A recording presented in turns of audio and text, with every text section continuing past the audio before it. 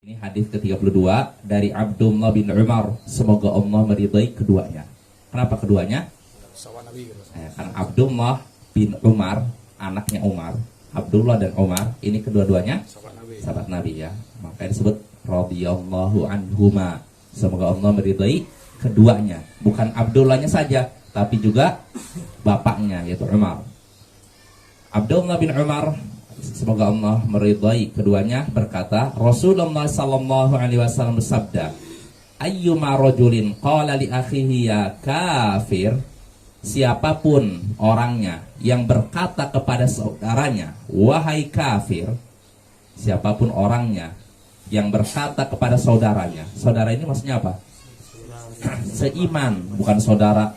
Kadang ada sebagian orang salah paham, membacakan ayat dan hadis yang disebutkan saudaranya, dikiranya saudara kandung.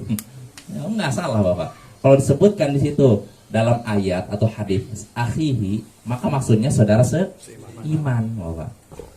Nah, di sini kata Nabi, siapapun yang berkata kepada saudaranya seiman, wahai kafir, ini saudaranya seiman, seislam, seagama, tiba-tiba berkata wahai kafir, faqad ba'a biha ahaduhuma, maka ucapan ini akan kembali kepada salah satu dari keduanya.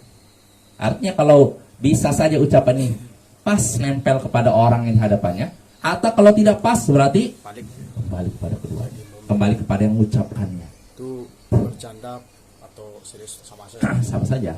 Maka hati-hati Bapak. Ini menyatakan kamu kafir, wahai munafik. Ini bukan perkataan yang remeh, perkataan ringan, karena label ini akan kembali kepada yang mengucapkan atau yang diucapkan.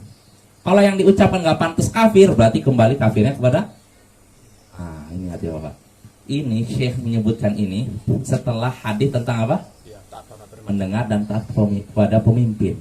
Kenapa? Mungkin sebagian orang nggak nyambung sebenarnya Syekh.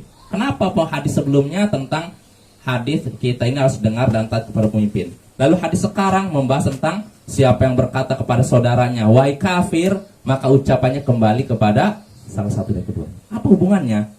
Kalau kita lihat sekilas seperti tidak ada hubungannya. Tapi kalau kita mau berpikir lebih jeli lagi, lebih cermat lagi, di sini Syekh justru menunjukkan kecerdasan Syekh ya. Kenapa Bapak? Kenapa Syekh menyebutkan sini tentang ucapan kafir? Ucapan seorang kepada saudaranya kafir. Karena Bapak, keumuman zaman sekarang, orang yang tidak taat kepada pemimpin rata-rata orang yang mudah mengafirkan saudaranya seislam.